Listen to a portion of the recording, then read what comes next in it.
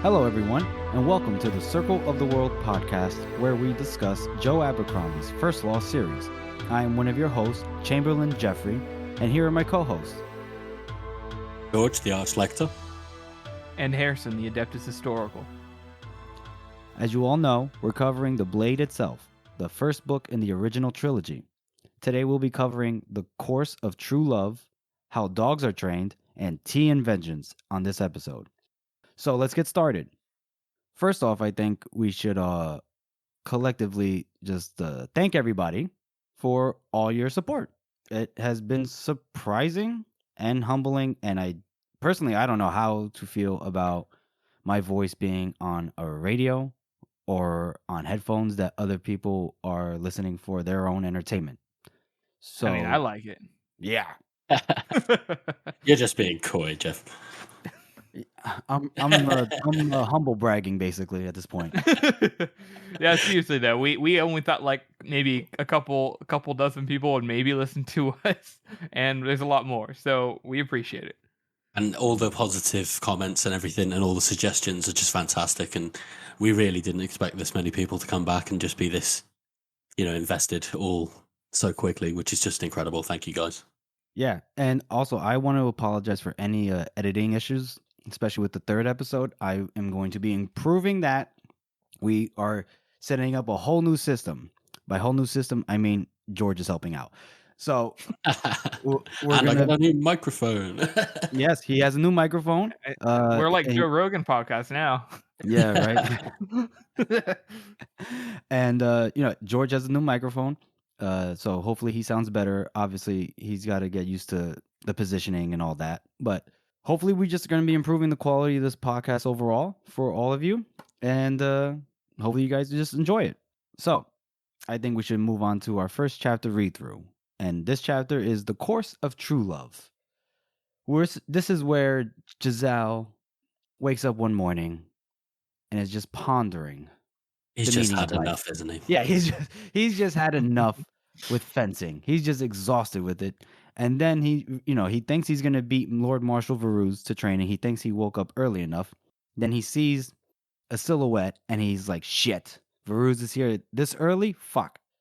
As he gets closer, he realizes it isn't Lord Marshal Varuz. To his horror, it isn't Lord Marshal Varuz. It is our boy, Glokta. Who wants to discuss about what happens after Giselle makes that terrifying discovery? And so we obviously know this is coming because Varuz asked Glokta to do this in a previous chapter, but Giselle has no idea. So yeah, when it surprises him, and he's just absolutely shocked, and we get another great description of Glokta's revolting gap-toothed grin. which I wonder, is it actually that revolting? You know what I mean? Like. Well, that's two characters now that think it's revolting. So that's true. It's true. He is objectively revolting. I'm trying to imagine a real person in real life. You looking at them and you thinking, "Wow, that's revolting." I don't know. Can't think of anybody. But I guess it's a good sign. So the point of this conversation that Glokta is going to have with Giselle is, well, he's adhering to what. He's following up on his promise to Varuz that he will talk to Giselle. But in actuality, he isn't really giving him a motivational speech. In a way, he's kind of shaming Giselle. That's what I think. Well, genuinely, and he definitely gets a little bit of enjoyment out of this. Or maybe a little bit, maybe a lot. Who knows? Because he doesn't want to be there. We know that. And he's just taken this opportunity to, have a bit of authority over Giselle. And just torture him a little bit, maybe. I actually like how Giselle is like, okay, you want to go, Glokta? Like in his head, like word-wise. And then he realizes that he's completely outclassed. And he attributes it to him not playing cards in a while. But really, it's just Glokta's way smarter than him and doesn't care about feelings and all that. So he just completely outwords him, I guess. Outwits him. And I like that sort of parallel between a fencing match and this conversation. He literally, or even the card games, there's a give and take to it, and a sportsmanship to it. Yeah, it kind of plays into how he thinks everything is like a game. Exactly. And then he learns that there are levels to this. That Glocta, even in his crippled form, is leagues above what Giselle can bring to the table. Our boy Giselle is not the hot shit that he thinks. Even in he my is. crippled form, I can crush you. Now I understood that reference for Dragon Ball Z. I got it. Wait, was that Dragon Ball Z reference, Harrison? Was it, Jeff? All right, we're gonna have to figure this out later. I do not have time to be reminded of my age today. And then, so Glocta basically has Giselle confront the reasoning of his wanting to be in the contest, and Giselle can't come up with one. He really can't. At first, he thinks about it. He uses the tried and true excuse of honor. Then he goes about he does it for his father. In reality, Glocta cuts right down to it, which is he's doing it for himself. But he doesn't really want it enough for himself, which is why he's always whining, as George would say, whinging. And it makes Giselle question everything. Like after the conversation, as he's walking around and before he bumps into Yoru, he can't get it off his mind, as he says. Well, because Giselle isn't, like we talked about before, he's not an idiot. He just is so naive and, out of touch that whenever he's actually confronted with self-reflection, he's like, wait a minute, what am I doing? Is this a waste of time? And he kind of comes to that conclusion. And then he tries to, the whole time too, he's like, oh, Glocta, you don't know me and blah, blah, blah. And Glocta's like, I don't give a shit. Yeah. I'm just telling you how it is, buddy. What do you guys think? And I love how impotent Giselle is here, but he kind of does know it because he makes that decision at one point to just stop answering and just listen to what he has to say. But he's not doing it because he wants to listen. He's doing it so that he can figure out some way to come out on top. Yeah, it's like you said, it's kind of like a fencing match back and forth, and Glocta definitely wins it. For and sure. Of course, this is pushing him further and further into giving up more than anything, which I'm sure Glocta would love. Yeah, he did this on purpose to circumvent Varuz's original request. He doesn't give a shit what Varuz wants. Yeah, he wouldn't have done it if he was actually doing it for Varuz. Exactly, yeah. What were you going to say, Harrison? You said, what do you guys think about what? Oh, I was going to say, what do you guys think? Why do you think he had this talk? But we just covered that just now. So. Oh, okay. All right. I preemptively answered your question. Exactly. You read my mind. Glocta will get out of bed early just to shit on someone's day. Yeah, it's actually quite impressive. The fact that he got up that early, because he got there before even Varuz was supposed to be there, and it's still like dark outside. Yeah, so Glocta, he must have shit the bed that one, and he still got up and went to go see Giselle. So props to Glocta. He's committed to the cause. I'm happy for him. So then he. Go ahead. I was just gonna say, then he, starts going about his day. He can't get it off his mind, and we have a character come up. A character we've met before as an audience, but Giselle's never seen before. A character by the name of Yoru Sulfur. And he's like, Captain Luthor. Damn it, the Ladislav voice. Luthor. Okay, continue, Harrison. You were on a roll. Don't let me stop you. And he's like, oh, you're training and everything. And Giselle basically says, you know what? I'm thinking about giving it up. And Yoru is like horrified. He's like, no, what the heck? No, my master would hate that. You can't do that. You have to do it. And I was like, dude, I don't even know you, bro. Get out of my business. I love this line of he starts looking around so that he can alert someone to the madman that's just wandering around out here.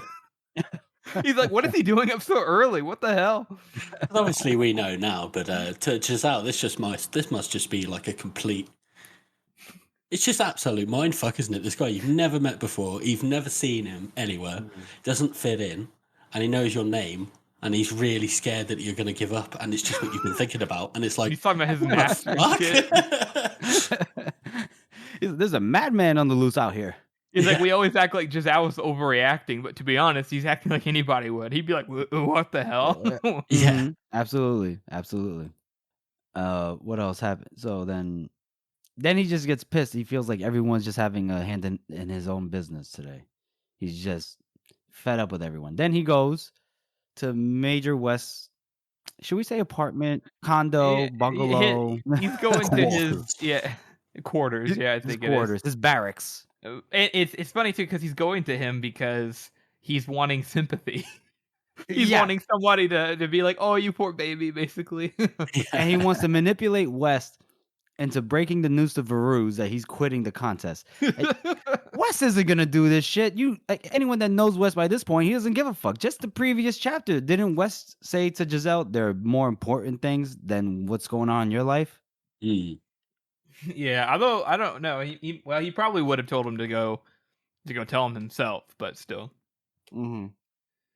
But he does not get sympathy in West's quarters. No, RD he doesn't. is not happy.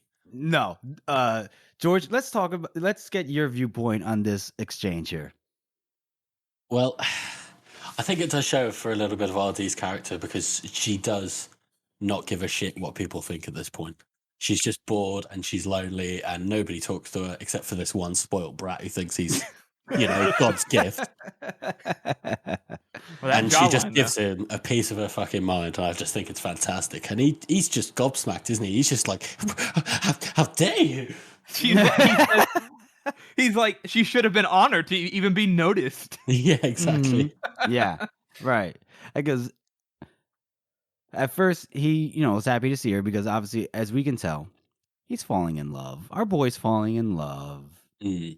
Our little brat, and he's just like, oh, this girl cares about me, or at least, he doesn't even think that. I don't know if he thinks that, but we know that he cares for her. He might be somewhat of a masochist. He might like being degraded. Oh, right. We'll get he clearly doesn't. Yeah, I mean, earlier, prior to all this, when she was just insulting him in a comedic way, whereas what happened here, there was just full on like you're a spoiled brat. Yeah, there was all ill will. And but before, I want to point out something that George mentioned something. You mentioned that she makes fun of fantasy in this case. Yeah, she just walks in and here's a book of is it the Fall of the it's the Fall of the Master Maker, which we'll find out more about later. And it's just wise wizards and gallant princes and busty maidens and all that, which is obviously part of the thing that Joe is doing here to try and take the piss out of, or in some sense maybe an homage you could call to traditional fantasy. Okay. Yeah, I think there is a certain level of, because we find out some stuff about it later, and so I think there's a certain level of how much of the history is true and how much of it is embellished. And she's talking about how ridiculous it is, but to a certain degree, some of it is true, right? And I just think that's interesting. It's very realistic how he kind of inserts that in there whenever there's tons of like little myths that we have, which to a certain degree, some of them might be true, but they're probably over embellished, been retold so many times we don't actually know what happened. That's a good point, Harrison. I like that. Yeah, I never thought about it that way. Yeah, look at that. The Adeptus Historical bringing different perspectives all the time. That's why we hired him and pay him nothing. Yes, I'm an intern. Where's my coffee? Harrison, where's my coffee? I'm sick. I'm 5 hours away. No, sorry. How far is it from you? Like 12-hour plane flight or something? 7-hour? You're probably a 12-hour drive from me. Yeah, I'm a 12-hour drive. 12-hour drive. So basically, after he confesses to Artie that he's thinking about dropping out of the contest, the first thing she does, before she even like really shits on him, she shits on him. She says she sells. Anyway, she shat on him by laughing because admitting to him that her and West had a bet if he would actually stick it through to the contest. That's gotta hurt worse, I think, than the other shit she said, because that indicates a level of contempt that you're the Like he's the butt of subject of somebody's people's joke. bets. Yeah, the butt of somebody's joke. I thought that Yeah. was interesting. Oh, exactly. And then we get to the point where, you know, she says that he should go back to sucking on his mother's tit. And he says, oh, but, you know, my mum's dead. And he thinks, haha, got her now. And she's just like, Yeah. fucking, who gives a shit? She's lucky. Yeah. 'Cause Oh, and I how feel rough is that? we all know a person that would say something like that in order to incur sympathy or an apology. And the fact that it's thrown in his face, it is sublime. Love it. Yeah, that little thing that she says, I don't remember the exact line, where she basically talks about how rich people act. Like, oh, my life's so hard, and they have everything they could ever want, and then one thing doesn't go their way, and it's the end of the world. Mhm. You know, it's not 100% accurate, of course, but like I think it's a common thing that happens with people. You know, they have Oh, for everything sure. they want, and then one thing goes bad, and suddenly it's the end of the world. For sure. Yeah, she says you get everything you could possibly want, then throw a tantrum because you had to pick it up yourself. You're pathetic. You make me fucking sick. That's better. It's closer, I think. I am You get in there, Jeff. improving. I am improving my You British fucking accents sick. and the variety of them. It's a weekly improvement, but I promise you, I will get there. And I also like how Pacey has a certain like drunkenness to Artie's voice whenever he's Oh doing her yeah, line. because she's drunk at 10 a.m. It's mimosa hour for her. God, and you would be So as well if you didn't have anything to do and everyone hated you. Yeah. Yeah, that sucks. Go ahead, Harrison. I feel like you're about to say something. No, I was just gonna continue on. I don't want to rush you. No, I'm not rushing. I'm good. I was just gonna say, and by the end of this conversation he has with her, Mhm. just kind of like how Galactor went to talk to Giselle for the opposite reason what Varuz wanted.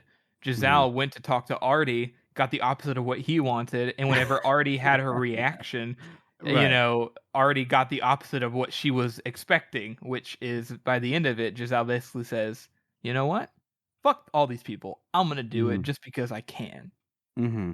Mm. Yeah, that's one of my notes. That it took Artie to shame him into taking fencing seriously.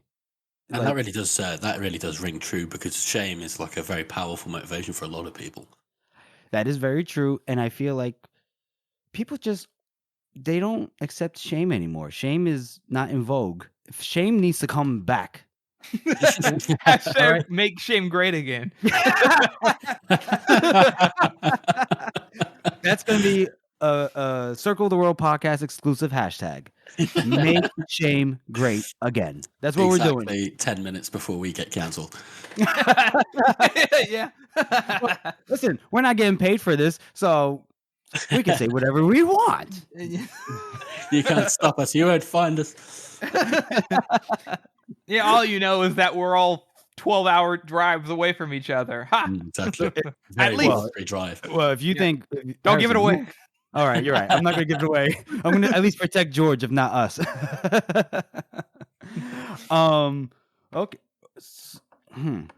So I want to rate the chapter already, but I also want to bring a couple notes that I'll bring them up while I rate the chapter. How about that? Yeah, go for it. That works. Okay. So for this one, I haven't done it yet. I think I'm gonna do it now. I think I'm gonna go for a 9 out of 9 fingers. You mad?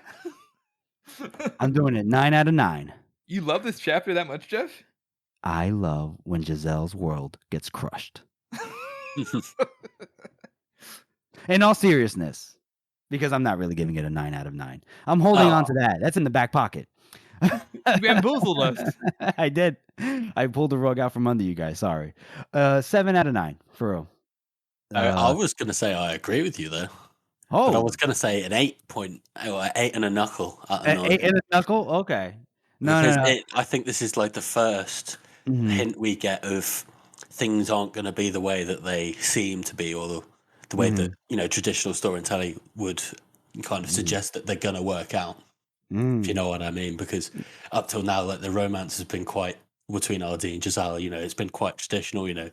She's not interested. He likes her, or he doesn't know that, but he finds her attractive, and then we think things are going to work out, but they just do. They just absolutely don't, or at least not so far.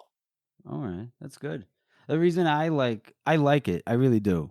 I really just wanted to hype it up, so I apologize for that. But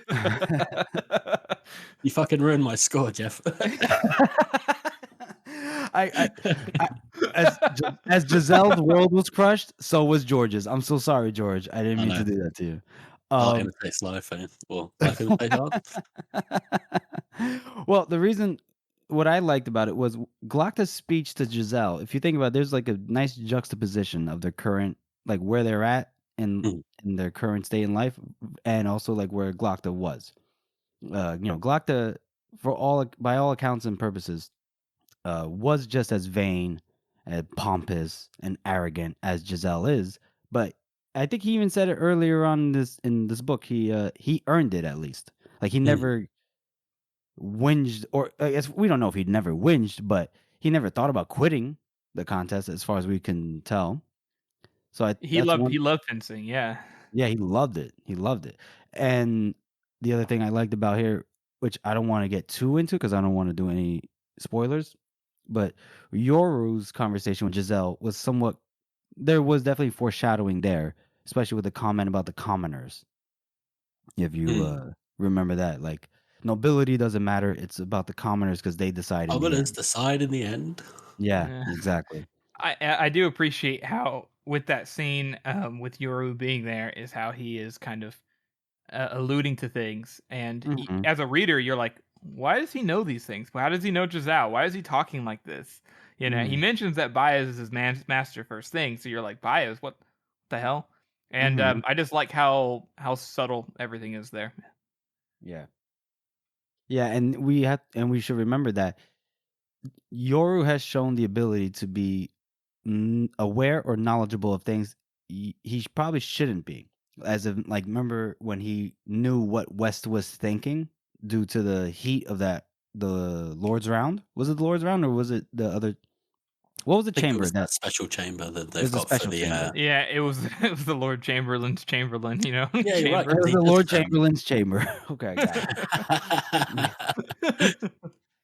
that's a. You're right, because he makes the comment about the clattering to the ground like a cupboard full of saucepans. Yeah. And that is interesting. So, yeah, at this point, this is the second time we meet Yoru. If he's not a swindler, that's obvious. So we know that there's more to him than meets the eye. Thank you, Harrison. Finishing is it the green one or the blue one, though? I did not think we were there yet, but I'm glad we are. And the last note I had was something I noticed. Artie's boredom. It's like, I get it. It reminds me of, like, so as someone on the East Coast, someone that left their Midwestern town to move to New York to pursue some career in, I don't know, fashion, whatever. And they're isolated, and it's got to be a very difficult, how do I say, relocation period, a growing period. Yeah. No, I definitely agree with that. I think, honestly, she does say it here too, is how she was expecting to come here and, spend time with her brother, and her brother doesn't even give her, a few. He barely speaks to her. Yeah. And she is, what else is she supposed to do? She's not nobility. She can't hang out with the nobles. She is bored probably by hanging out with anybody of a lower station, because she's pretty smart.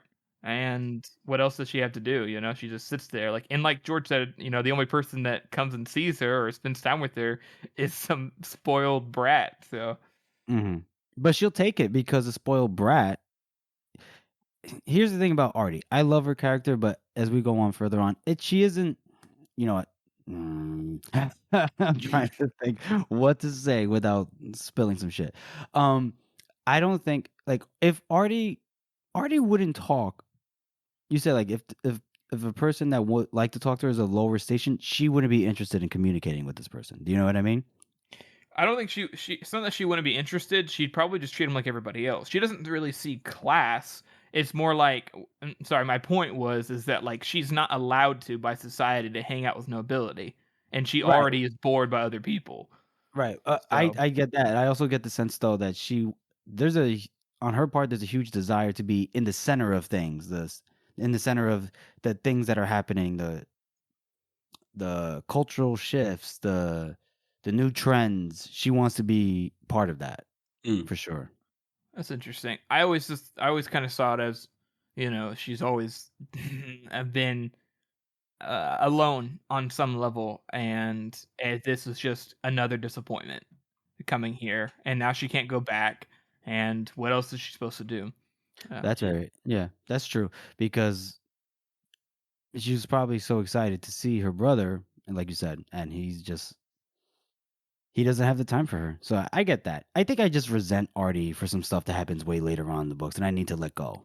That's interesting. So to me, every character, and this is why Joe's writing is so good, is that anytime you put yourself into somebody else's shoes and understand why they make their decisions, that's whenever I'm like, that character is awesome. And Artie is a really good representation of that. Oh, The for more sure. you get to know her character, the more you're like, actually, I can't really blame her. Yeah, it's a difficult journey for me as a reader. George, you were saying? I mean, I don't feel anything but sorry for RD throughout the entire everything. You just can't feel anything, but she's obviously just a victim of, society at large. Which, let's not get deep here. Yeah. That's a good parallel, though. I just saw something that you're talking about. So Jeff, your rating was 7? Yes. That was a long tangent. I apologize, listeners. 7 out of 9 for me, and I'll shut the fuck up. Next up, George. We already did that as well. George is 8.5. We did do George. Sorry, damn it, 8 knuckle. 8 and a knuckle. Harrison. I came up with it, all right. I'm allowed to mess it up once. You can. You're fine. You're fine. I'm saying Harrison. Did you score it? Am I? No, I did not. So okay, mine is gonna be 8 out of 9 fingers, because I'm not gonna drag it on too long here, but I just like that in this chapter we get to see Giselle kind of get put in his place, but more importantly, we get to see as we see it, Giselle also sees how everybody else views him. Like we see how we kind of, in a certain way, we see how Veru sees him through what Glockter's saying. He sees how Glockter sees him, and most importantly, we see how Artie sees him, and a little bit of how West sees him too, because West was the other side of the bet. So the fact that he even bet on him, he bet on him doing it, but still. And it's satisfying, but I like because we get to see how everybody else sees him, and it's really good for his character. Good for his character. Terrible for his self-esteem. All right. Well, those are our ratings. Nice. We should bring up, starting this week, ladies and gentlemen, users of Reddit or social media, we will be doing question of the week. So please feel free to contact us via our various social media accounts or our email account, which is, George, what is that again? It's Circle of the World podcast at gmail.com. Got it. Okay, so you can email us there with a question if you feel so inclined, and that's we anything, will be any question, anything you want to hear discussed. You just ask us. We might talk about it. We might not. We might talk about it because it's crazy. You never know. Yeah, we'd like to say we're trying to keep out of spoilers. So if you give us a question, the only pretense is that it kind of be congruent with it non being spoilery. Now, of course, as we get later on, you can ask us more spoilery questions, but we're trying to stick with the story here. So, yes, and I believe we're going to be posting a thread like 2 days prior to the next recording. George, is that correct for questions of the week? We're going to put a quick text post up on the first law and our House of the Meme Maker, who, by the way, have we've been in correspondence with, and they're a bunch of lovely guys as well. So if you haven't already, go to the House of the Meme Maker and have a look at the lovely stuff they put up. Yeah, so head on over there, and so send us questions, and then starting next recording, we will be taking questions and answering them on air for you, the listeners. So let's go to our second chapter read through, which is how dogs are trained. Let me say that again. How dogs are trained. There we go. What do you guys think about this one? I know I started off the last chapter, so what do you guys think? I love how we start off with Frost being creepy again. Just kind of sitting there staring at the space, and I just think that's fantastic. This guy is, let's forget the whole family and the Little Pink Diary. This guy just seems to be an absolute psychopath. Yeah, he is. Absolutely. Like, he doesn't even move. Yeah, how can he do that? Yeah, it's been an hour? I think they said they've been waiting. So yeah, for an hour. Yeah, Glockta says he didn't notice him blink or he didn't notice him breathe. Says hadn't shifted his feet, hadn't blinked, and hadn't breathed. Is Frost a zombie? What the fuck is going on here? I've got a theory because he's very pale as well. Oh, I don't know here we go. albinos are a real thing, right? Obviously. Wait, what was that last part? And I said, I know that albinos are a real thing, obviously, in the real world. But I have a theory that Frost is part Shanka. Hey, wait a minute. Really? Yeah. What do you think of that?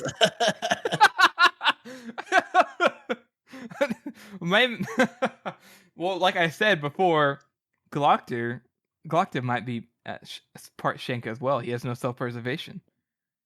So that's true. Maybe they're a perfect dynamic duo. Maybe they're like brothers. That's so stupid. That's an anime twist if I've ever heard one. And it turns out that Frost is Glockta's brother. And they're both part Shanka. Yeah. I'm just saying we never hear about Glockta's dad, so you never know. I was just gonna say several artists their dad. It's a family function over here, folks. So Harrison, continue. They were. What they're doing is they're waiting at the docks for their target, who is about to be presumably leave the docks. So they're sitting there waiting, and somebody finally comes up there, the person they're looking for. And Glockta's super relieved because he's been standing for an hour and he doesn't like standing. Yeah. So they go up to the docks and everything, and Glockta kind of has a classic sort of halt in the name of the law. And in Stephen Facey's voice, it is hilarious. In the name of His Majesty, but loud. Yeah. And the guy, he's a mercer, has a guard, and the guard goes to protect his person, and he gets shot with a bolt. It's a flatbow bolt, and a flatbow is a crossbow. If anybody was wondering, whenever they talk about that, it's just a crossbow. But he calls it a flatbow because Joe says that apparently crossbows got their name from a like a cross, like Jesus Christ, a cross, to be, I'm using this weapon in the name of the God or whatever. So he says there's no God inside the first law, and there's no Jesus at least. So he just named it what anybody he thought would name it. And I do find that interesting for some other things that come up as well. Like he calls almost every character calls arrows shafts, and I didn't know that was a very common thing for it. Yeah, but it's also very common throughout other books that I've read as well. Is it? Oh. Yeah. And then he does call this a bolt. Yeah, that's true as well. As someone that has a compound bow for hunting, I can attest to this. Yeah, shafts, bolts. Mm-hmm. True. You like shafts, Jeff? Oh, I do. Kidding. My girlfriend's gonna be like, "What the fuck?" So, Harrison, just to clarify, I think we do know the name of the person that Glockta is after here, though. Gordon, what's his? I don't even know these names. Okay, Goffred, Hornlock, Hornlock, which is probably the most ridiculous name that we've had yet. And we've had some, and And we had never some remember it, ridiculous guys. ones. I think Solomon Scandi is probably the best, but this is just They're very There's another- unique, but goddamn it. Yeah, I know. There's another name for another character in another book at another time that I really do appreciate, but we won't talk. But you guys know what I'm talking about. Rat Sock Revrom. brilliant. So it turns out the person who shot the flabo bolt was Severod, and he comes out of the shadows too. And they killed his guard, and the guy's like, "Oh, you can't do this, dock person." He was the captain of the ship. He's like, "Help me," and the captain's like, "Sorry, bub." He just doesn't. He does not care. No. And I love that, you just double dip. If you know that this guy's wanted, you can just go, or, if they look dodgy or something, you just walk straight up to the Inquisition. It's like, oh, by the way, this guy's going to leave. If you want him, you can just pay us again, Yeah. Oh, this is a thing I brought up. This is one of my notes. I have to say, like, their spy network, the Inquisition spy network, has to be effective because if you think about it, a merchant traveling has got to be the norm.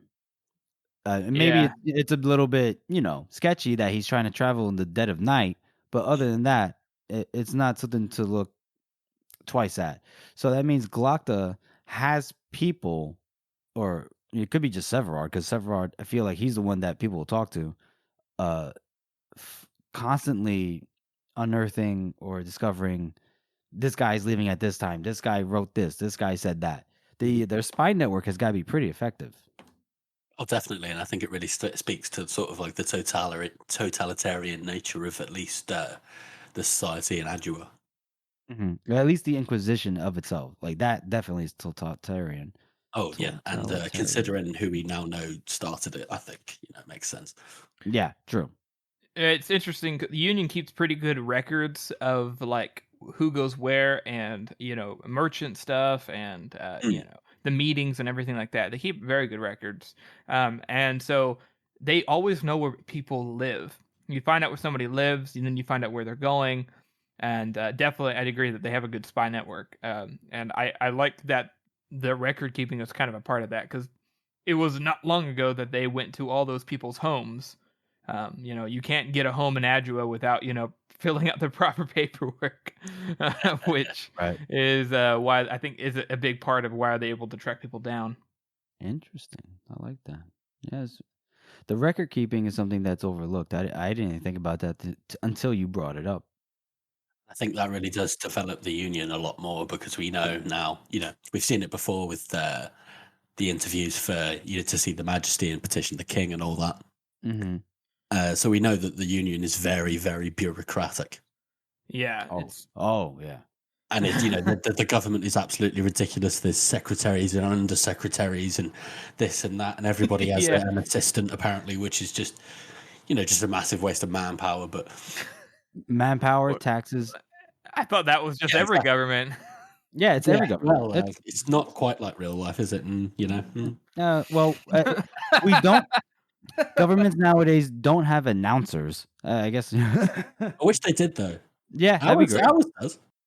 You have an announcer in Parliament. There's a man who says when people are going to speak, and he does it exactly like that. He goes, Parliament recognizes. Maybe not exactly like that. You know what I mean. And then he interrupts everybody too, right? Yeah, absolutely. He interrupts the interrupters. That's great. Yeah, because you're basically in our government. You can't call someone a liar outright, and if you do, he just tells you to be quiet, basically. Oh, really? Funny though. Yeah. I want to watch one of your government's sessions in action. Oh, they record them all, so it's kind of like. Is it on the British version of C-SPAN? No idea what that is. Neither do I. Again, showing my age here. I'm fucking tired of it. All right. Anyway, so basically, they black bag this guy. We know their MO. This is their modus operandi. We know what they're doing. They black bag him. They take him out. And what I like is when Glockta, right before we cut to the next part, Glockta, before he pays the captain, he goes, what happened tonight? What's the story you're gonna tell? Captain says what he wants to hear, and then he goes, good. That's how I want to hear it in Westport if you tell it. And the captain is like affronted. He's like, that's what happened, Inquisitor. Like, what other story could I tell?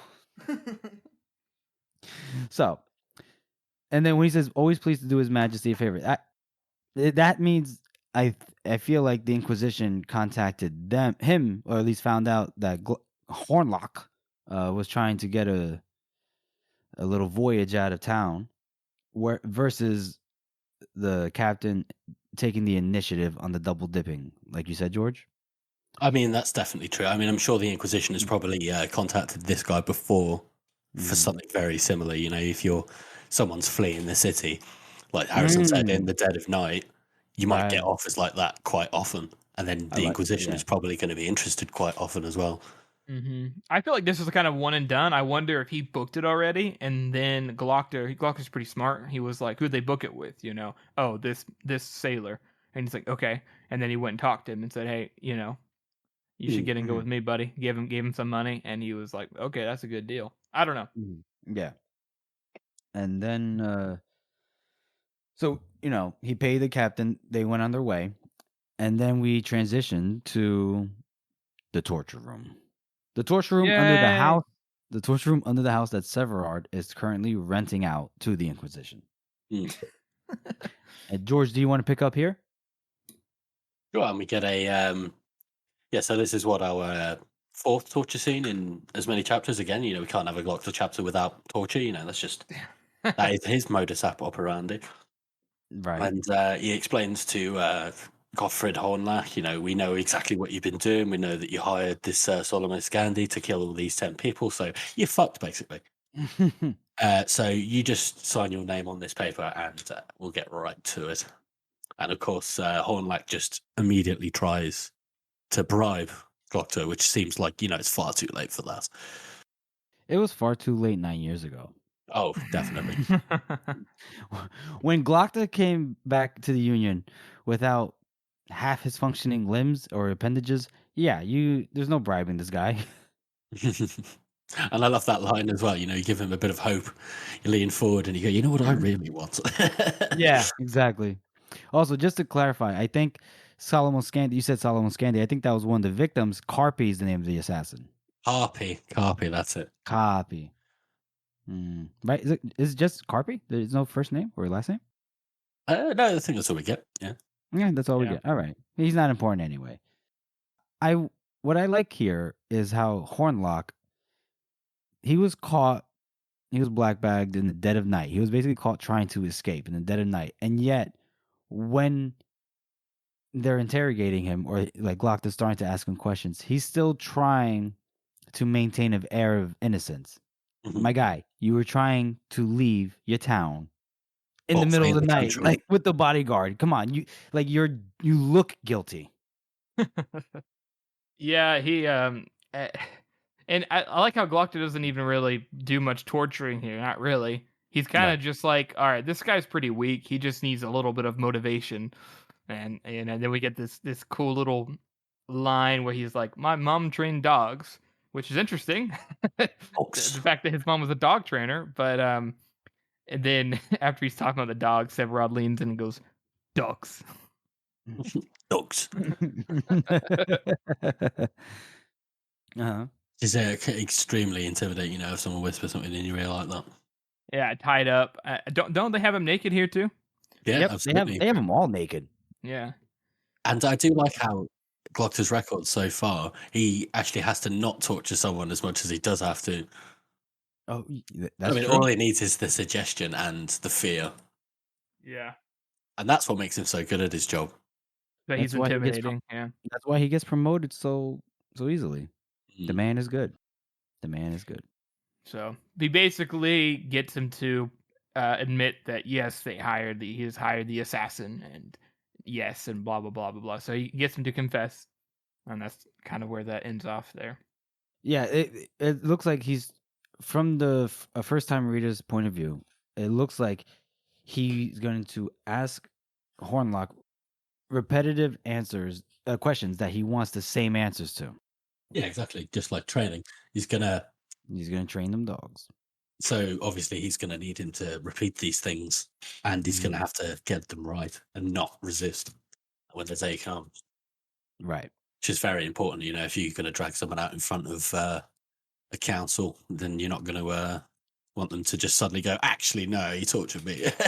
Right. You mitigate that risk. Right. Oh, another thing I wanted to point out about this chapter, it's got to be one hell of a city, right? If Severard kills that bodyguard on the bridge earlier and just tosses him into the water. So you have corpses just floating around in the water, blood on the bridges, and people, when they wake up and they start going about their day, somebody's going to run into that corpse and somebody's going to see that blood on that bridge. And it's not really an effort to actually try to clean up. So when Glockta says, clean that up, will ya? Severard's like, sure. And he just basically tosses the soda can over a bush. That's literally what he did. Yeah, they literally find a body floating by the docks, don't they? You know they do. So it's just got. It makes me think. I know it was said earlier that Adua, or at least the Union, is set like late Renaissance era in terms of the people, the culture, but there's still a savagery to the general proceedings of the society. I mean, life is cheap is a good motif here. Oh yeah, for sure. So many people have died already, and half of them, we didn't even know the names of, and half of them, like you say, just kind of get pushed to the side and left to bloat in the docks. Yeah. I mean, that guy, that bodyguard. Well, not that we need to linger on every single person who dies. Many more will. But, that bodyguard was a person. And as Pacey gets better and better, not Pacey, sorry, Joe gets better and better at doing, showing how each person is a human being, that death doesn't mean much. But that guy could have had a family, damn it. Yeah. I think about that shit all the time. In a movie, in a book, somebody dies, I'm like, fuck, he probably had a family. Probably had a dog. And I really think it's a real shame that Joe didn't come up with that, the shifting POV chapters that he does in the later. If he'd had that idea here, I think we'd have gotten so much more background and some interesting characters. Yeah, and for those who don't know, the shifting background POVs and stuff, what we're talking about is basically where he goes from one point of view to another point of view on one chapter. It's not even super long, but it gets you enough of an idea to realize who the person is and their motivation, why they're there. And sometimes they die, sometimes they don't, and it does really, really good for world building and character, and like just making you realize that everybody's a person. But he doesn't do that until the heroes, unfortunately. Yeah, that's when it debuts, is in the heroes. Mm-hmm. Yeah. So, what would you guys rate this chapter at? Oh, I think I definitely. We've, like you say, we've had this before. We've had this, the typical torture sequence, but I think Glockta, it's more of Glockta's character. You know what I mean? He just wants his old life back, and he doesn't care about anything except doing what he needs to do to. Well, we don't really know his motivations at this point, but I don't even think he wants his old life back. No, so I'm going to give this one a 6 out of 9 fingers. Okay, yeah. Nice score. I like that. Harrison, just to correct you, he does say he wants his old life back. Remember when Hornlock is like, "What do you want?" I want my leg back. Oh, that's right. You're right. He's, I want my teeth. I want my leg.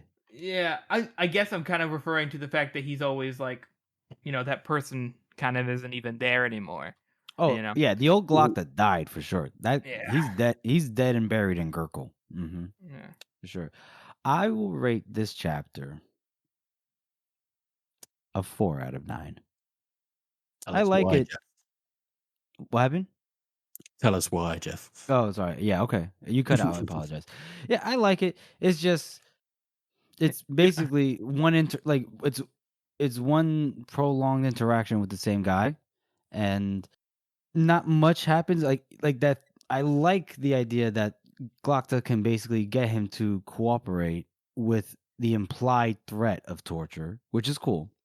But other than that, I feel like not much really happens. It's from the bridge to the room, and that's it. Yeah, I'm actually on board with you there. My score is also 4 out of 9 because for the same reasons. It's obvious who we're in. We get Glokta and everything, but it's also just it's kind of the same thing that we've already seen, and it's good. It's written good. 4 doesn't mean it's bad. None of the chapters are bad, I don't think. But it's not super amazing or anything. Right. Did we clarify that when we rate chapters, we're not necessarily saying like a 4 or a 3 means that the chapter is bad. It's just in relative to other chapters. That's how our rating goes.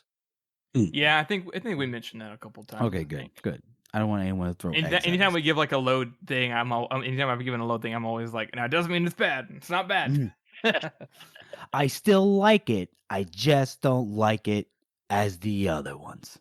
Yeah, Yes. we definitely don't need people coming after us for disliking their favorite chapter. We need to nip that in the bud real quick. Yeah.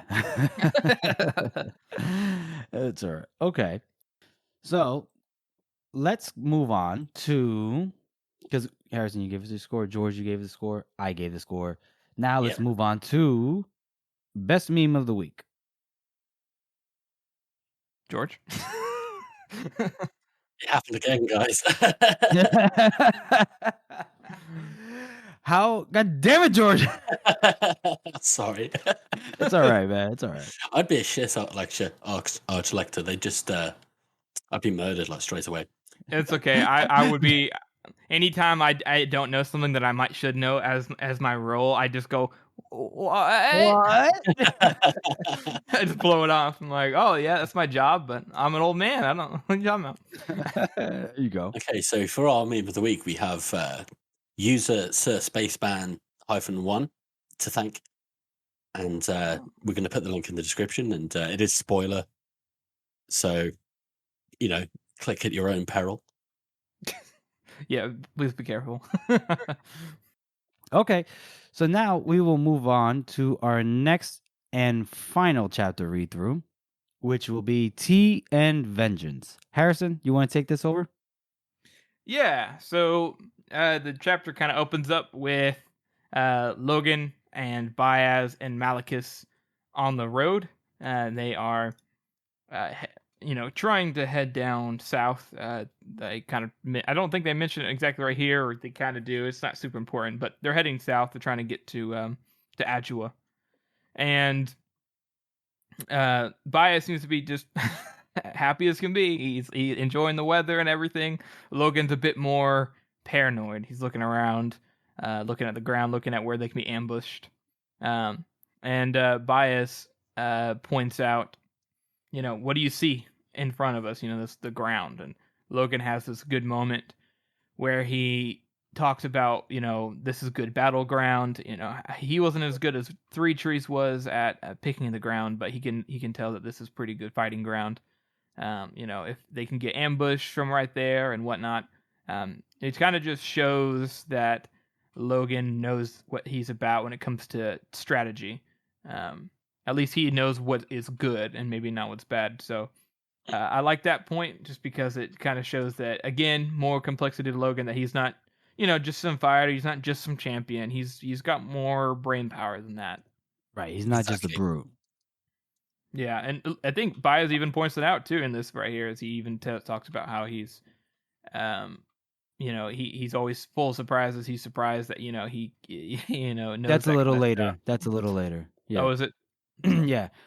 I wanted to ask you a question, Harrison. You just said that Logan isn't as good at scouting the ground as Three Trees. Is that mentioned so far in this book? I don't remember. I know he said Three Trees is good at it, that they would talk tactics together, but the only one that I know he said that was like better at choosing ground is Bethod. He does. He exactly mentions Bethod is amazing at it, but he does mention how Three Trees is good at the ground. I think maybe later on, whenever some pedantics happen. And I do like this sort of departure from, Mhm. like you said, he's not just a brute. He's not just Mhm. a fighter and a champion. He has this tactical mind, and he's constantly on edge because he's constantly thinking about, who's going to come after him, what's going to happen. He knows Mhm. Bethod is coming, and he knows that he's pissed off. And like he says here, we should have just killed the three of them.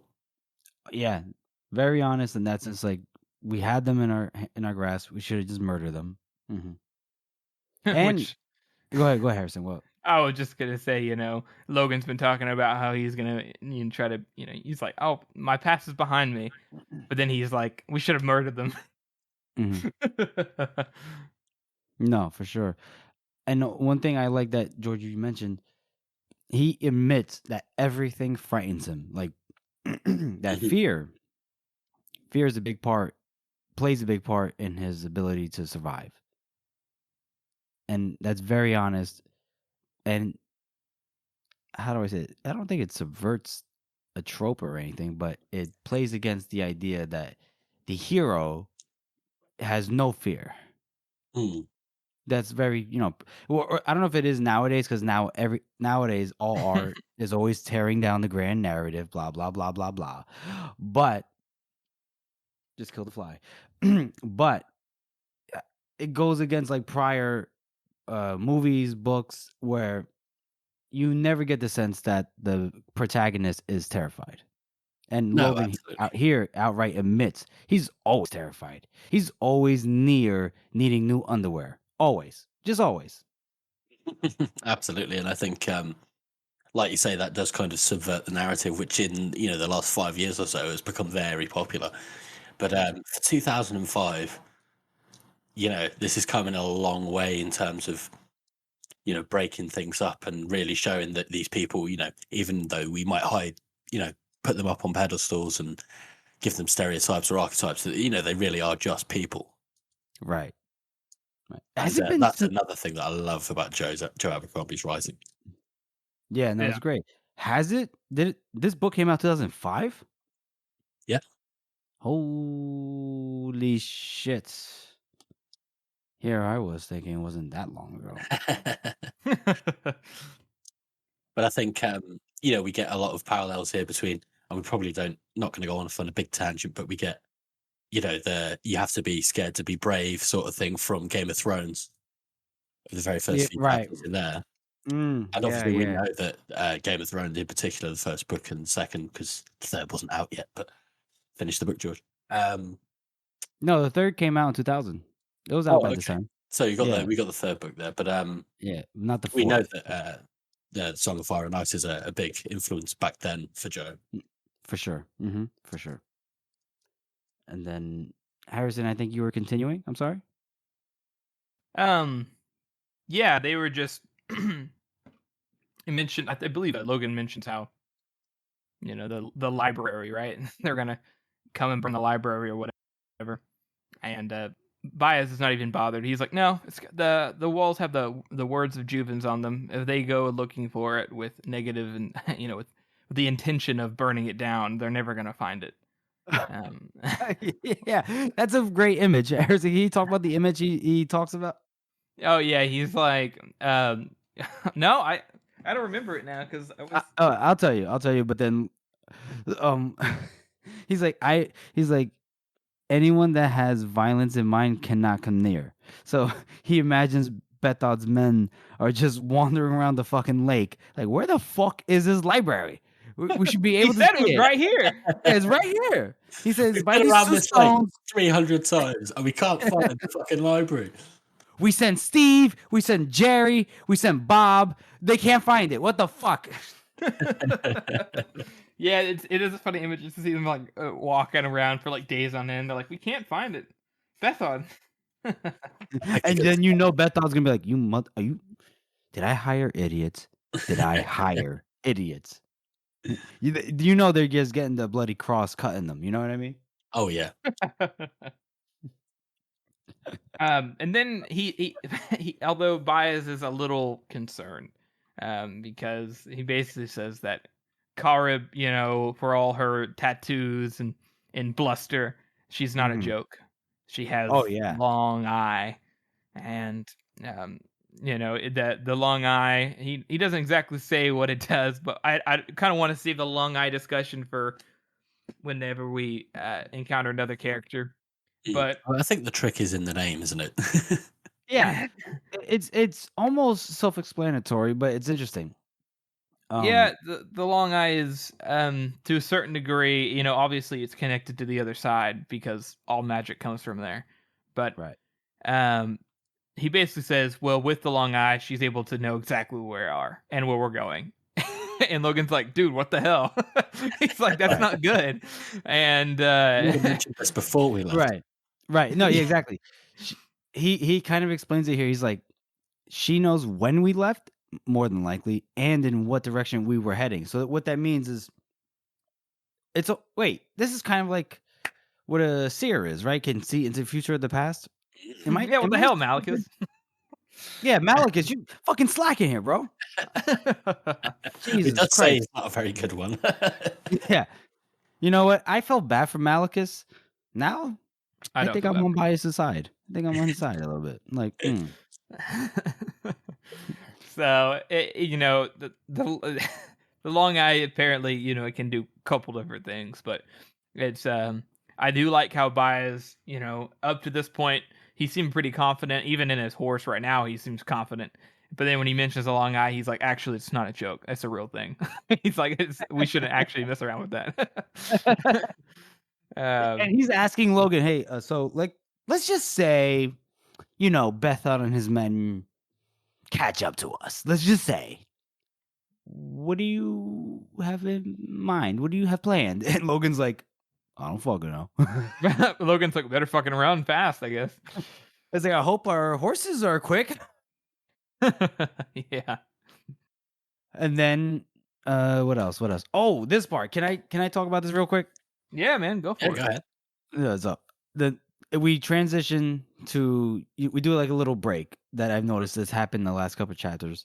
They're around the campfire. They're hanging out, eating their dinner, drinking their water. Baez is basically doing to Malicus Quai the equivalent of flashcards. He's taking plants and quizzing Quai on their names and their uses. And Quai is utter shit at all of them. Yeah, he's terrible. You like that callback, George? Utter shit, yes. Utter shit. He can't get any of these right. And, He can't get any of these right. I know there are a lot of plants, but I did plant identification in uni. It's not that fucking hard. Yeah, again, that's what I'm saying, guys. When we talked about Malicus at a character spot, I don't really feel bad for him that much. The only reason when you first read it, you feel bad is because you already feel so connected to Logan as a character that whenever Logan feels bad, you're like, oh, that does kind of suck. And obviously, Malicus is probably the second smartest person that he's ever met, like in academia wise. So he can't really judge. And there's a big gulf between the first and the second. Yeah, exactly. I don't know. He's probably the third. Bethard is pretty smart. No, yeah, True. true. But we don't ever hear about him reading books, do we? Actually, we. No, yes, he does. I don't even. No, say, this is. I can say this isn't really spoilery, honestly. But Bethard has been around. I'm gonna exclude this one. But Bethard has been around. Bethard spent time studying and stuff. He's read books from across the world. He spent a lot of time reading. That's kind of that's the thing that has made him give him the edge, is that he's much more educated than a lot of pretty much everybody else in the North. I would love an autobiography written by Joe about Bethard. I would love it. That would be a great format for a book there. Let's get a hashtag, Justice for Bethard. How about that? There you go, Joe. There's our justice. What do you mean, justice? What do you mean, justice, Jeff? You know damn well what I mean, Harrison. There's no justice here. Justice don't exist here. So the point, sorry about the tangent, but the point is, I don't know what it is, but I just love when characters just shit on other characters. I just love it. Just love it. Kwai just sits there and takes it because he knows he could be better, but he just isn't. He sucks so Like, much. imagine he's relying at some point. He relies on a 9-fingered illiterate Northman to help him name plants and their uses. And he's been studying. He came from the old empire, came from another Magus. I'm tired of how to pronounce these goddamn names, but you know what I mean. Yeah, the dude is, in his early 20s. Yeah. Like, come on, you little shit. Come on, stupid. So it's like funny on the first read through, you're like, oh, poor Malachus. Oh, Bios is kind of a hard guy. And by the time you get to the third read through, you're like, yeah, fuck Malachus, you little shithead. Get it together. Get it together. I mean, yeah, being nice doesn't carry you through the world. What were you saying, George? Can you imagine being given this opportunity? Like, nobody else in the world gets the opportunity to become a fucking wizard. Yeah. Yeah. He's shit in the bed. He's shit in the bed. Yeah. He just doesn't even know fucking plants. Jesus. He just got nothing, has he? No. He's bad at being a seer. He can't find his own way in the world. He can't take care of himself. He doesn't know plants. He doesn't know the only thing he knows is the fucking high art, like a standard principle in the first and second law. That's it. He's got the first and the second law. And you mean that he knows how to recite the first and second law? Yeah, he doesn't even know what action means. Yeah, he basically knows how to do the Pledge of Allegiance, and that's it. That's funny. So fucking Kwai. You know what? You're right, man. Fuck Kwai. Hashtag fuck Kwai. Hashtag no, fuck wait, Kwai. No, that doesn't actually doesn't. Zacharias could find. What was that? You guys? Is this the best guy that Zacharias could find? Seriously. I'm telling you, man. I guarantee you, it was like a pity thing. I guarantee it was a pity thing. Dude, I don't know if it's that. I think it was more like scraping the bottom of the barrel. He's just like, he says he could see the future. Bye, ass, take him. Okay. And we get here in this chapter a little more exposition on the Magi and the magic, because Baez says that high art and magic comes from somewhere else, and you can temper it with knowledge. And so in order to learn how to do magic, you literally have to learn about everything. Mm-hmm. Mm-hmm. And then he says that obviously ahead, he says with enough knowledge the Magi could do anything. He says, well, no, obviously not, you can't. There are limits to the rules, and we'll find out about that later. Mm-hmm. Yeah, it's I really like this point, because sometimes people will mention how the first law of magic is kind of, it doesn't have rules, and it comes out and does things whenever it's convenient, and I completely disagree with that. Yeah, I like it, but I don't even think it's that accurate, because right here we get a hard rule system for how it works, at least for the Magi. Malachus directly says what it does. Like you said, George, you pull from the other side, but because it's so violent and dangerous, you have to temper it with knowledge from our world. So the more knowledge you have, the more effective your magic is. But since magic is leaking from the world, it also means that their magic is, more limited at the moment. It's neutered. Yeah, it's good. Yeah, it's a perfect term. It's more neutered. But despite that, he's more knowledgeable, which means his magic's more effective than what it used to be. And I really like how that works there with that. Is that all magic comes from the other side, but Magi have the kind of the up and up on it, because they know how to use the knowledge of our world to make that magic effective rather than just being raw. Harrison with the red pill. I like that. Okay. I'm just gonna admit, a little confused because I am not so familiar with the magic systems of fantasy, but Harrison, how you explained it, it was great. I enjoyed it. Thank you so much for that. Yeah. And I then like he how also Joe go doesn't ahead, sort George. of he doesn't linger on the details. Baez probably could exposit forever on how you can't do this particular thing or you can't do that Mhm. particular thing, but in the end, it doesn't really matter because it is sort of just a plot device. Right. It just moves it forward. Right. Right. Yeah, it has its purpose, and I think that's why a lot of people miss it. Is that right here? They read this and like, okay, and they're expecting more, and then there's not. Right. So, Yeah. At this point, Baez is like, yeah. So we kind of like just specialize, save time, and then well, of course, it's. go ahead. Go ahead. I was just gonna say they like George was saying they can't learn everything, and so because of that, they need to specialize in order to use their magic effectively. It's better to specialize. To maximize their effectiveness. I got you. I find it interesting that how Baez says that he specializes in fire, which means that they must have a pretty accurate grasp of what fire is. I mean, at this point, if you're talking about like early Renaissance, they were still just like, I don't know, it's like fucking magic or something, Right. You make things hot and this stuff appears, and they didn't Right. really know anything more about it than that. So they must have a pretty good grasp of some kind of physics there, which I find quite interesting.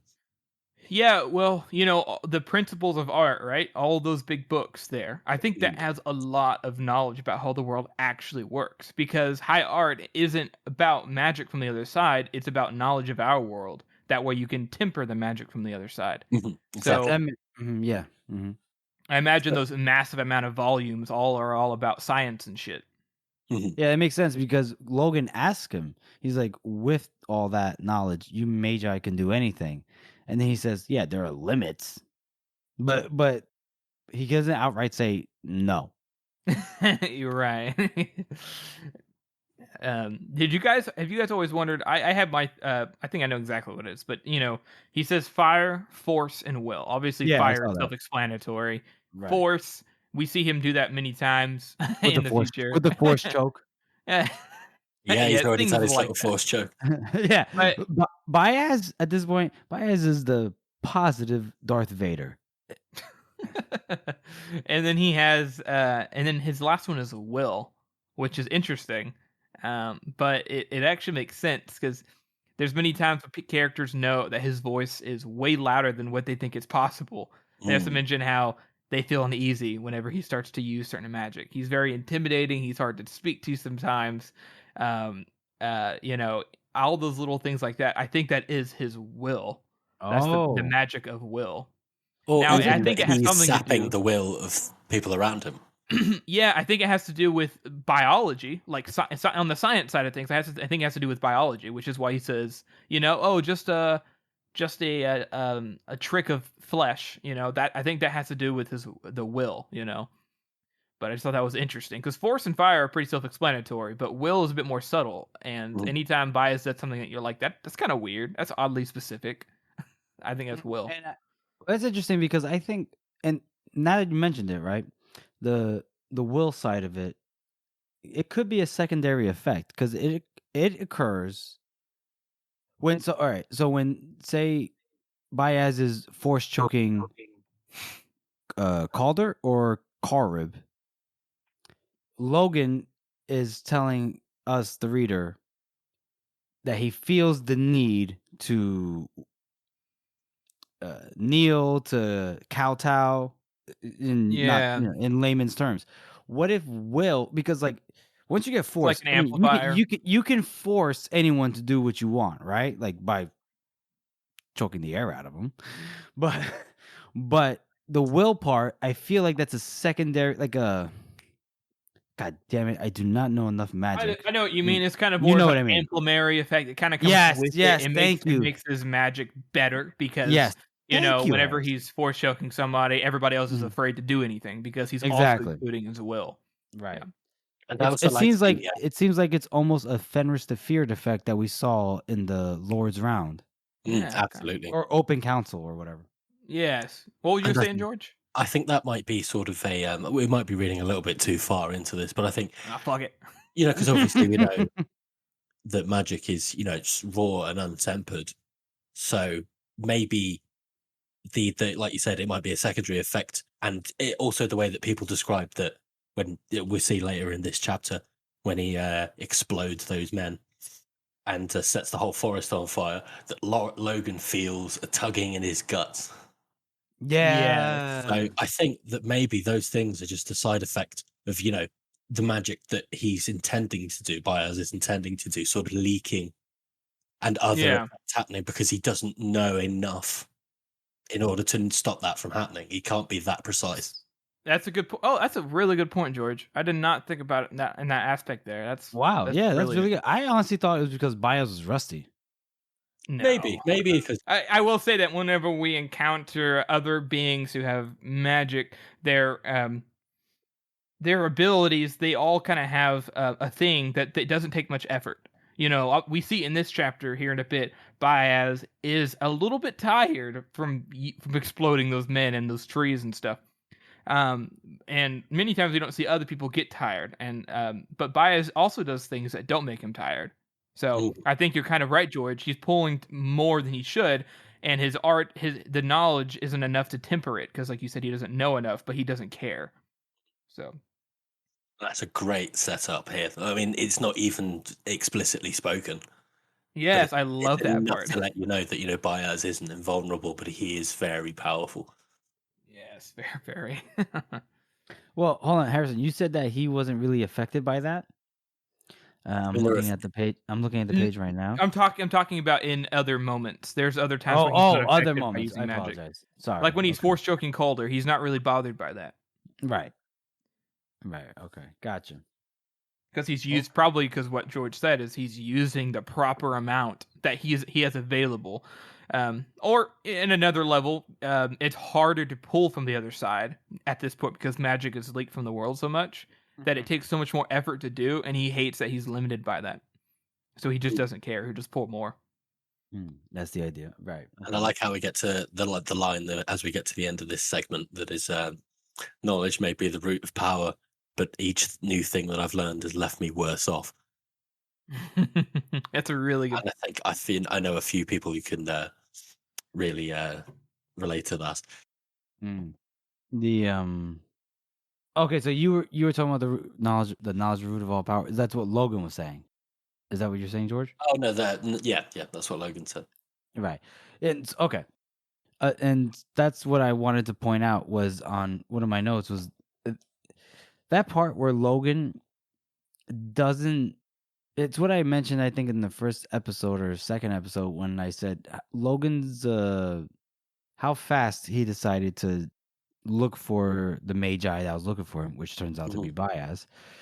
He doesn't want to know anything, and that surprises Baez. It surprised me the first time I read it. Like, who doesn't want to know what they're doing, why they're doing, and especially if someone is requesting them to accompany them on a trip. Like if someone says, "Hey, come with me real quick," you're gonna ask, "Oh, why? What are we doing?" And in this kind of setting, when you're traveling, when every little thing can mean life or death, you want to know why.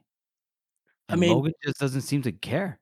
I definitely get where you're coming from, and I think this might just be a little glimpse into his character that, if you don't know what you're doing and why, you can sort of shirk responsibility for your actions. Oh, I like that. I completely agree with George. Is that anytime he knows that whenever he takes an action, there are consequences, and he has to deal with those consequences. And he literally says, "I'm tired of making my own decisions," because he's tired of dealing with the consequences. So he is. He doesn't literally say, "I'm tired of dealing with the consequences," but that's kind of alluded to. If you don't want to make your own decisions and you don't want to deal with the repercussions, it's because you don't want to deal with it.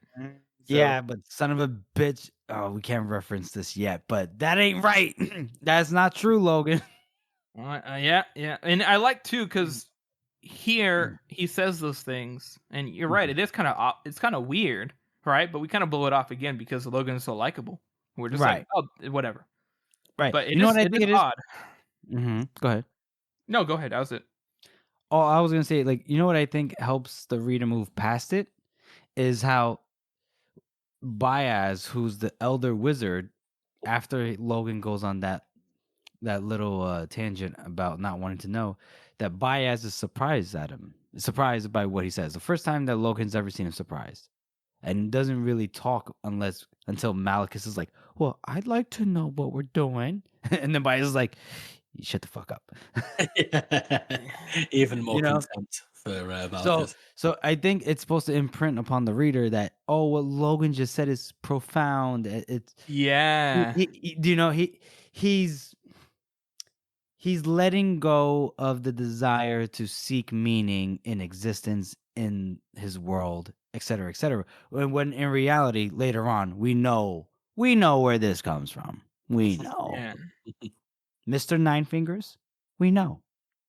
Yeah, and that's a good point. In fact, that's exactly what I thought the first time I read it. And I was like, oh, he's just, letting go of it. Didn't think much of it. Mm-hmm. Okay. And then we move on.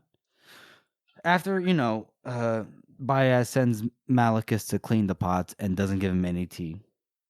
We we move to the fact where the point where it all goes wrong for them. They're traveling, it's midday. And then, lo and behold, Mr. Bethod has sent his people after Logan and Baez, and Bethod keeps his word. So, yeah, we have a man here. Who wants to introduce this man? And I love this first description as well. He sat on his horse like a bag of turnips. Can you repeat all that, George? Because you kind of like cut in and out. Sorry, is that better? That's better. Yeah, go ahead. Said I really like this introduction to Black Toe, which is their leader sat on his horse like a bag of turnips, which is just it's just a fantastic a metaphor there. Metaphor for, I'm sure we've all seen, when you sit and you just slouch and you're just tired and sick of the day. That is exactly how you sit, just like a bag of potatoes or turnips. You're right, George. This one always catches me. I'm always like, that's a perfect description. That's great.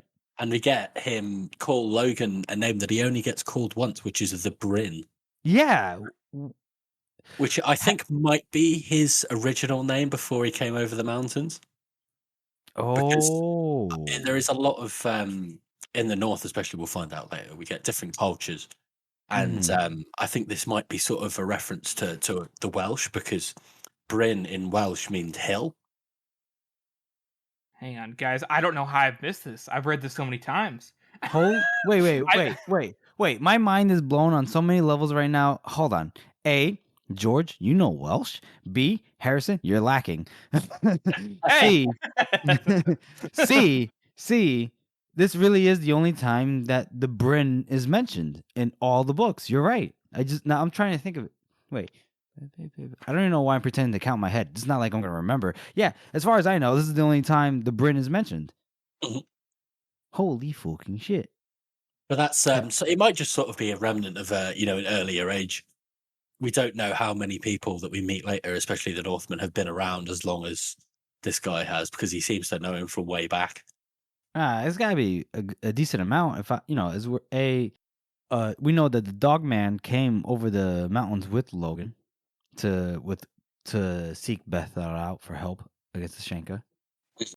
And Blacktoe isn't that old, is he? I don't know. I don't think we ever really get a description of his age. I would assume Blacktoe, judging by how he speaks compared to the other Northmen. Joe's pretty good at talking, especially with the Northmen, showing how they speak and what their priorities are with their age. I would say he's around 3 Teresa's age, probably in his early 50s, late 40s. Makes sense. Okay. I'm looking up Bryn right now because that's really good, George. Good on that. Hill. Yeah, you're right. The hill thing. So the Bryn. You're right. Maybe that was maybe it was Logan Bryn because he came from a different place. Who knows? Logan Bryn. Do we like that Logan Bryn? Or Joe just left it in and forgot to take it out. Right. Right.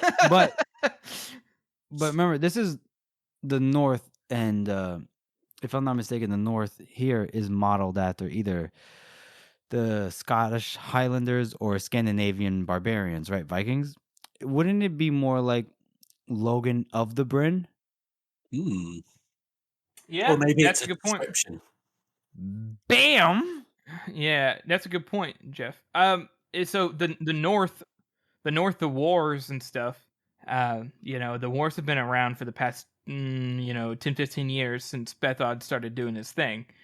And before that, though, it seemed that everywhere was broken up into clans.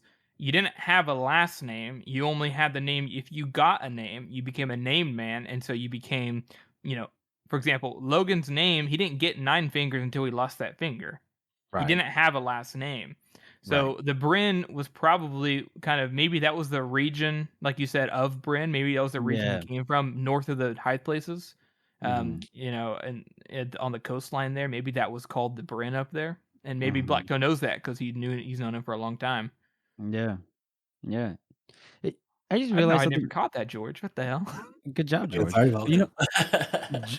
if you think about it, Logan is the only guy. No, wait. Besides, okay, Logan's the only guy. Just by this passage alone, is the only guy to have 3 different given names. 9 fingers, the Bryn, and the Bloody 9. Mhm. Yeah. As it. Right.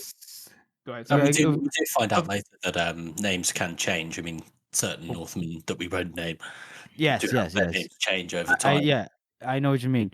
Well, like I'm just talking about like in terms of we know that by this time, do we know by this time what we call 3 trees or not yet? Is that later on? Like his name. You know what I mean? We do know we've heard 3 trees, but we do know that I mean, we can talk The about his name is Rudd. we could just say, right? He's the Rock of Ulfrith. Oh, of course, yeah. oh That's yeah, what like that. He also has 3 kind of things. So that's a good yeah, point. I just know that it's Rudd 3 trees, the Rock of Ulfrith. Yeah. My Jersey And maybe accent it can't do is Logan 9 fingers the Bryn, and we just never hear that because everyone's just yeah. Well, how Holy people shit! treat You blew Logan my later mind. on. You blew my How- mind. It's how they treat him. In the future, it's just not important at that point anymore. Whereas with Rudd 3 trees, it was like, wow, that's him, the Rock of Uthrith. Logan doesn't have quite the same reputation. That's not what's important. Him being the brand, it's not important anymore. So they just say, fuck it. Yeah.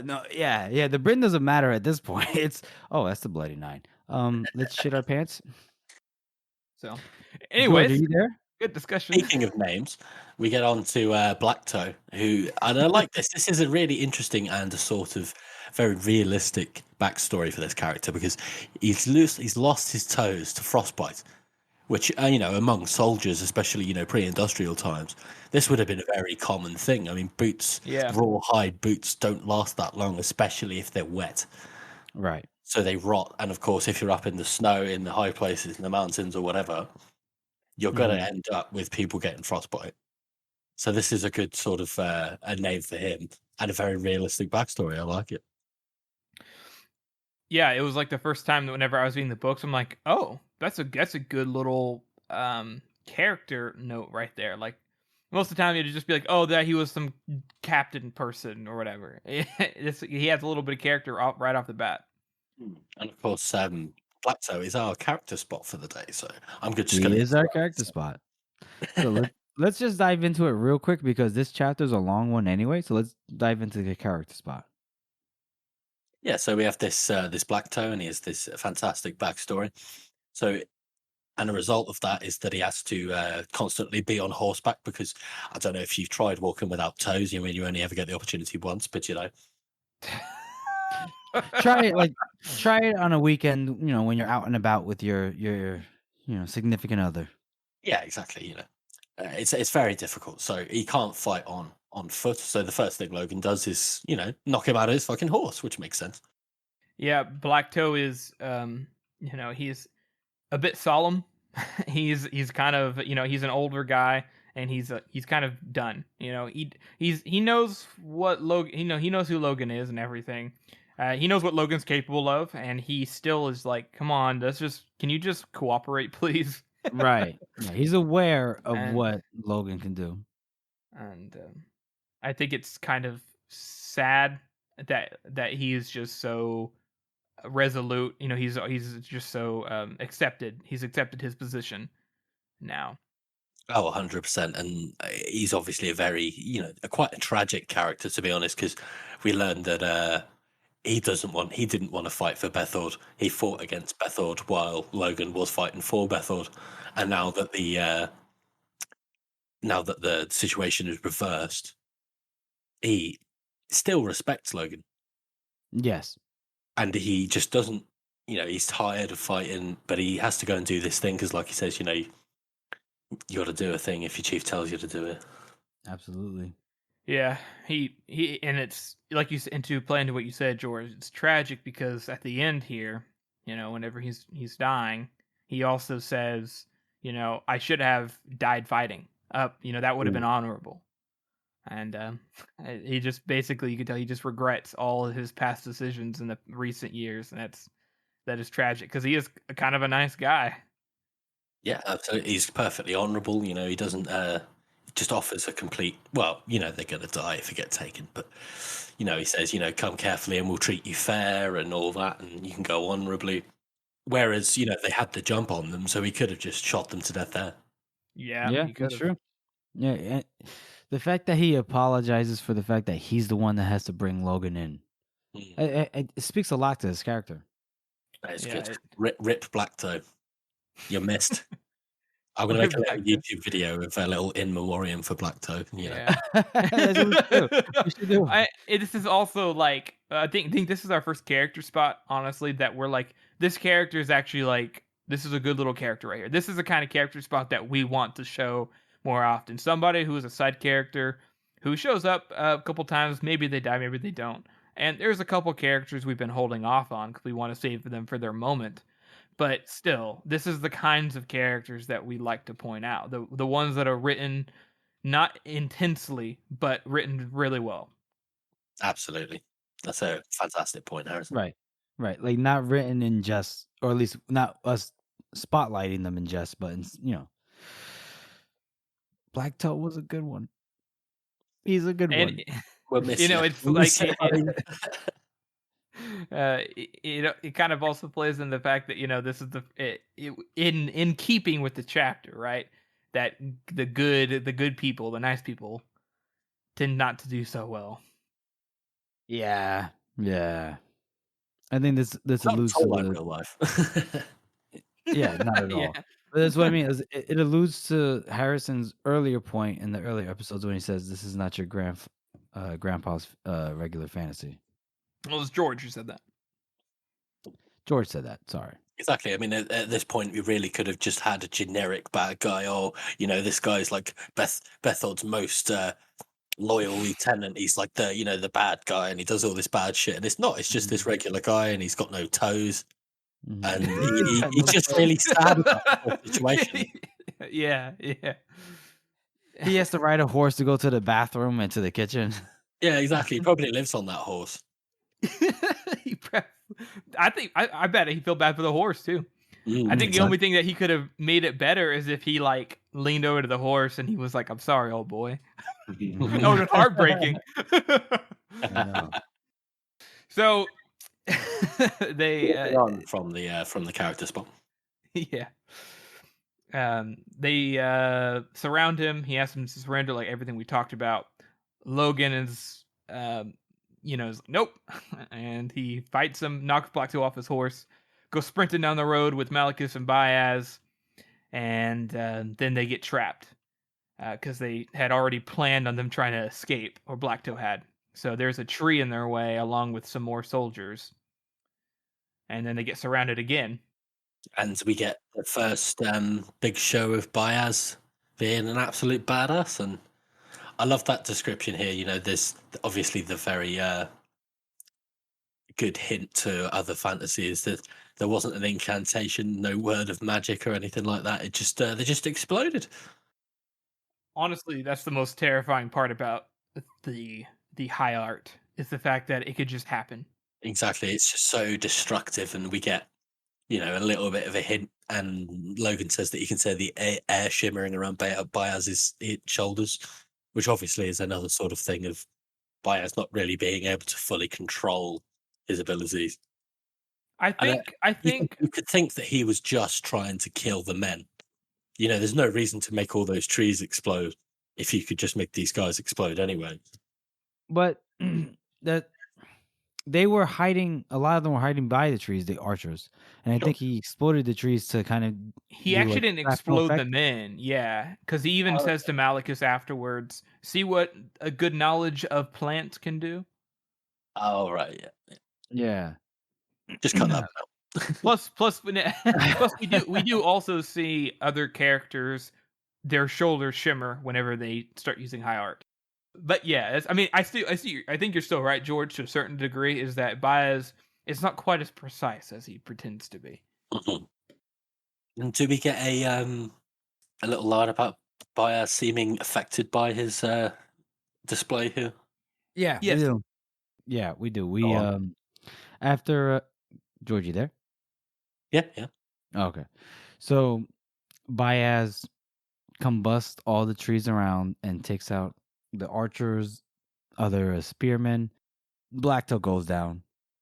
We see that Baez, he sounds calm, but his hands are trembling, like really bad, and that he looks like an old man who dragged a cart 10 miles. And he was swaying silently back and forth, right? Or no, Logan was. I'm sorry, but Baez just isn't looking good. And this is sort of a tie-in again. Like I say, most magic systems have this sort of caveat that magic and performing, especially like large acts of magic, has a cost, and it's usually a physical cost. Mm-hmm. Yeah, he does say also that when Logan asks him, like, so that's art, is it? Baez says, like, of a sort. It's not very subtle. And I like how he says subtlety is wasted on the Northman after just having described Logan, a Northman, as being as a subtle character. Exactly. Well, that's exactly why he likes him, though, right? It's because he's a subtle Northman, and he's like, I did not expect that. Very true. Very true. Right.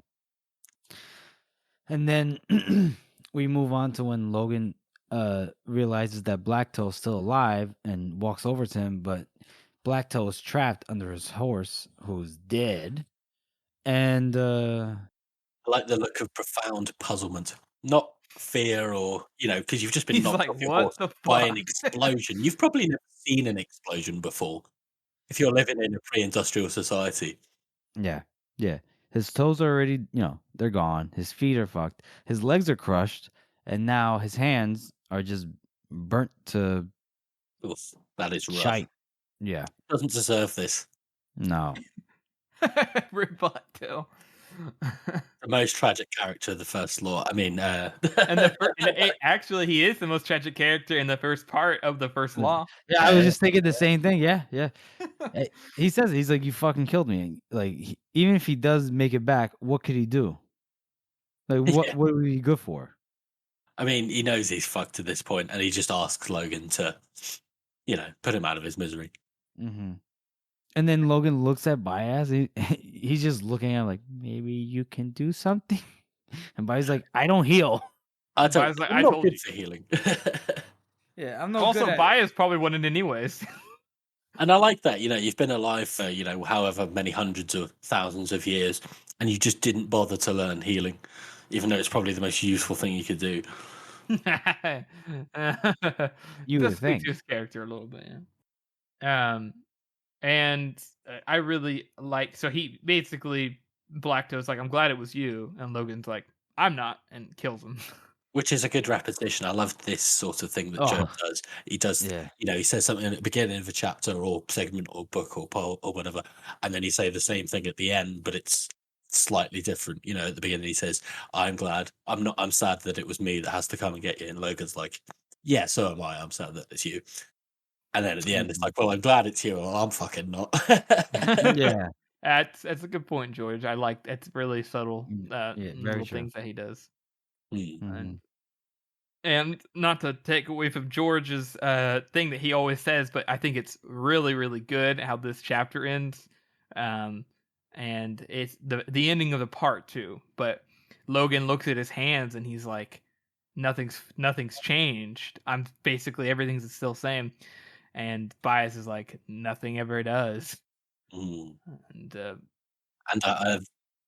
I love the very end of this chapter, which is just he's been handed the blade itself, and he just looks at it and he doesn't want it, but he took it anyway. Yes, Yeah. I totally agree. The ending, the first time you read this, you're like, interesting. And then after reading it multiple times, you're like, that's just such a good writing right there on the kind of person that Logan is. Yeah. He's always about number one, which is himself. Absolutely, Jeff. He's not going to refuse a sword just because he's having an existential crisis. You know what I mean? An existential crisis like every other day. So yeah, right. Exactly. All right. So, what do you guys rate that chapter? George, do you want to give us your score? It's been a good episode for good ratings for me. I'm going to have to give this one an 8 and a knuckle as well. 8 and a knuckle, man. You were on fire, George. Good Lord. I mean, I just love, we get Malicus's incompetence, we get Logan's competence, and we get Baez being an absolute bastard and just blowing a ton of guys up. And he only does it after Logan's fought to death.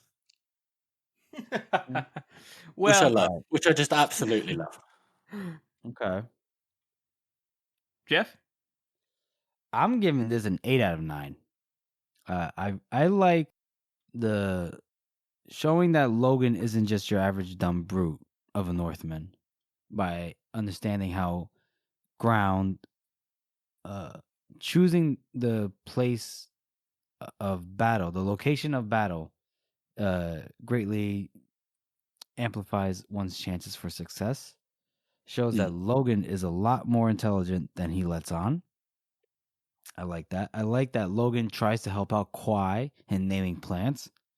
Quai needs to get a Farmer's Digest book or something. I like that Logan's such a complicated character that I can't really get into right now because we're still so early into the book. Mm-hmm. But the action sequence is good. It seems to be, again, well written, doesn't span too many pages, doesn't drag out. There's more pages on, you could say, Black Toe and Logan's regret at their current places in life than there is in terms of the violence that's occurring, which is I really appreciate, because for someone that likes violence as much as I do, it can be how do I say this, over the top, very Quentin Tarantino-esque. You know what I mean? So I feel like that this was very well done. 8 out of 9 for me. Good point. How about you, Harrison? Well, just as to piggyback off of Jeff's earlier thing where he's like, I have two notes to point out about the chapter. I didn't want to derail our good conversation, but Black Toe does point out that Fenris was dug up by Karib, supposedly from some kind of hill, and I think that's very interesting. That's the rumor going around, is that he was dug up somewhere. Imagine that, you're just digging a hole and you're like, oh, there's a 8-foot tall Northman. Wait a minute. Wait a minute. Hold on, Harrison. I need to say something here. What if 9 Fingers is a Bryn, which means hill, and Fenris was dug up from a hill? What if before Fenris was dug up, some of his Fenrisiness was passed on to Logan at birth? You're losing me. Okay. You know what I mean. You know what I mean. Or maybe you know what I mean. Fenris oh no, that doesn't make any sense. That doesn't make any sense. Harrison, I like how you let me go on. I'm all in it, man. I like on tangents. I love him, man. Sorry, continue. You're good. My only other note was I also mentioned Black Toe mentioned how after Logan's like, even Old Man Yoel's done fighting, and Black Toe's like, yeah, he's done. He's like, the only people who are still against Bethel are some hillmen under the leadership of Crummicky Fail, which is a character we will see again. Oh, I love Crummicky Fail. Yeah. So I just like those little lore tidbits that we're throwing in there in exposition. This chapter for me is actually a 9 out of 9 for me. Shit! I Shit. love this chapter. Every single time I could read this is one of those chapters I could read over and over again. It progresses the characters a lot. You have a really good little side character. You have good action. You have a lot of lore stuff that is not shoved down your throat. It's very natural. You have a lot of, like you said, the Malachus stuff. Logan's a complex character. It's a perfect ending, in my mind, to part 1. It's for the entire series. You know, the whole time we kind of have these intentions, and right here we have this really subtle nod to point out that, you know, Logan's like, I don't really want to do this, and he does it anyways. You know, that whole section, how it ends. It also is you know, we're thinking Bias is like a wizard. We don't really see him do much. We see him do some, you know, messing with people's throats and things like that. But then we see him blow people up, and you're like, whoa, this is a little bit different, you know. And there's just so many layers to this chapter. I just really, it's one of Harrison, what man? That's 100% score right there, bro. Yeah, I think it's one of his best written chapters, especially for the Blade itself. I think it's definitely one of his best chapters. Oh, for sure, I can see that. I agree. I think with this last episode, especially with the last 3 characters, chapters, even we get, you know, one of the. Let me just start that again. In this last little bit of the last section of the first section of the first book. Yeah, that's right. So we get a POV character chapter for each character that we've met so far, at least in the point of view, except Dogman, but you know, who cares about the Dogman? And West, who cares about Whoa. That's okay, let's argue that I will not stand for. Main Let George. Sorry. What are you trying to say, George? Jesus. And I think we have 3, except for Glocta's, but you know, Gisele's and Logan's. We really have the conclusion of their first arcs here. You know, got Logan really wanting to stay away from violence and trying to be a better man, realizing, like you said, Harrison, that nothing's changed. And Giselle realizing for the first time in his life, probably, that he is just really spoiled and a bastard. And actually, you know, aiming to do better, even if his motivations are spiteful. Yeah. We're really getting set up for what's to come. And I'm very excited about this journey that we're undertaking. That's great, George. That's perfect. I think that's exactly a perfect summarization of the past couple chapters. No, for sure. And part 2 is only going to get crazier from here on out. That's our show, everyone. We want to thank you all for listening and supporting this podcast. This is a passion project for the 3 of us, and your support really does mean a lot to us. And if you're interested, follow us on Twitter, TikTok, Instagram, and Reddit, of course. We're active on House of the Meme Maker and the First Law subreddits. And keep sending us your messages, because all of this interaction has just been absolutely fantastic. And please send us your questions for our question of the week next week. Email us at circleoftheworldpodcast@gmail.com. And if you haven't already, please subscribe to our podcast on Apple Podcasts, Spotify, Google Podcasts, or any podcast app that you listen to podcasts on. And please rate and review this podcast, as it helps to spread our reach. Thank you all again for listening. Nothing's changed.